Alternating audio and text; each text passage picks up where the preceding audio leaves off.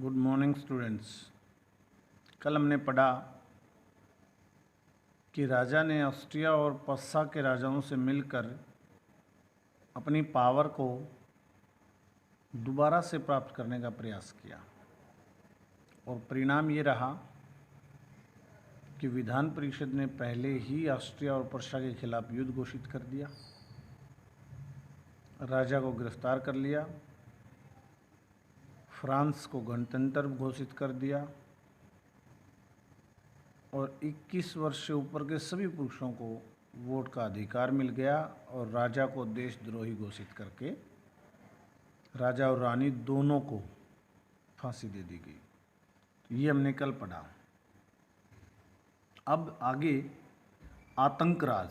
France में एक दौर ऐसा आया, उसके बाद राजा की मृत्यु के बाद 1792 से 1794 तक 2 साल का दौर, इसको आतंक राज कहा गया। तो क्या था ये आतंक राज? आज पढ़ते हैं। जैसा आपने देखा, गणतंत्र की स्थापना के लिए जो कल हमने पढ़ा था, संघर्ष जो था, उस संघर्ष का नेतृत्व जैकोबिन क्लब ने किया और जैकोबिन क्लब के नेता थे रोबेस्पियर। तो जब राजा को फांसी दे दी गई तो उसके बाद रोबेस्पियर के हाथ में सत्ता आ गई और इसका 2 साल तक शासन रहा। इन्हीं 2 साल को आतंक राज कहा जाता है। क्यों? क्योंकि इनकी नीतियाँ इतनी सख्त थी कि सारी जनता त्राही त्राही करने लगी थी। पहला तो इसने क्या किया, सब विरोधियों को गिरफ्तार कर लिया गया। जितने कुलीन थे, पादरी थे, यानी पहला और दूसरा वर्ग, दूसरी पार्टी के जो सदस्य थे, उसकी पार्टी के भी जो उसका विरोध करने वाले, यानी डिक्टेटर हो गया पूरा। सबको गिरफ्तार कर लिया गया और सब पर झूठे सच्चे मुकदमे बनाए गए और सबको कोर्ट के द्वारा दोषी करार दिया गया और सबको गिलोटिन पर चढ़ा दिया गया। गिलोटिन एक मशीन आती थी, जो सर कलम करती थी। सबको गिलोटिन पर चढ़ा दिया गया, यानी पूरा डिक्टेटर हो गया ये गद्दी पर बैठते ही। और क्या क्या काम किए इसने? मजदूरी एवं चीज़ों की कीमत तय कर दी। मार्केट के हवाले अब कोई चीज़ नहीं रही, सब सरकार के हवाले हो गया। मजदूरी की कीमत तय कर दी और सब चीज़ों की कीमत तय कर दी। पाव रोटी, गोश्त, मांस होता है, जो पाव रोटी वहाँ के लोग खाते थे खरीद कर। पहले मैंने बताया था लेसन की शुरुआत में कि वहाँ पर लोग घर पर खाना नहीं बनाते थे, पाव रोटी खरीदते थे। हमारी भाषा में जो ब्रेड कह सकते हैं या डबल रोटी जिसको हम कहते हैं वो कह सकते हैं, यानी रोटी खरीद कर खाते थे वहाँ के लोग।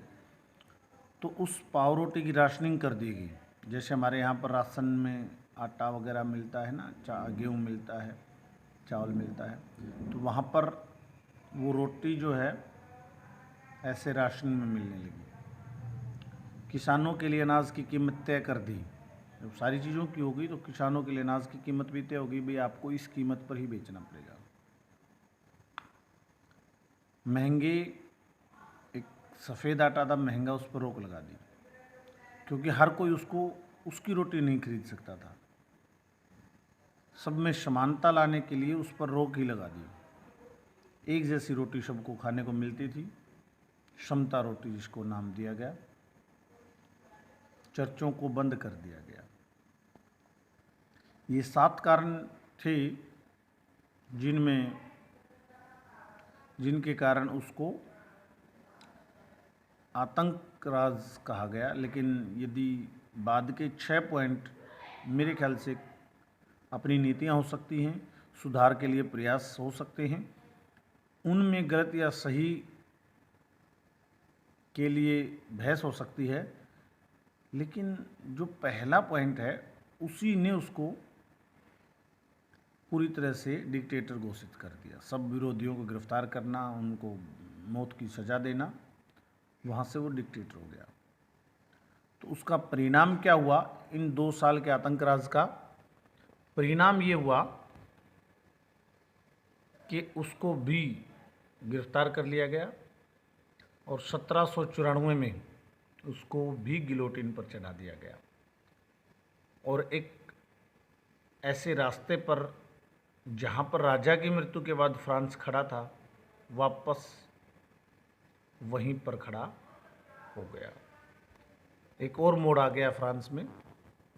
पहले राजशाही थी, राजशाही से संवैधानिक राजशाही हुई, फिर गणतंत्र हुआ और अब एक और नया मोड़ डायरेक्टरी शासित फ्रांस हो गया।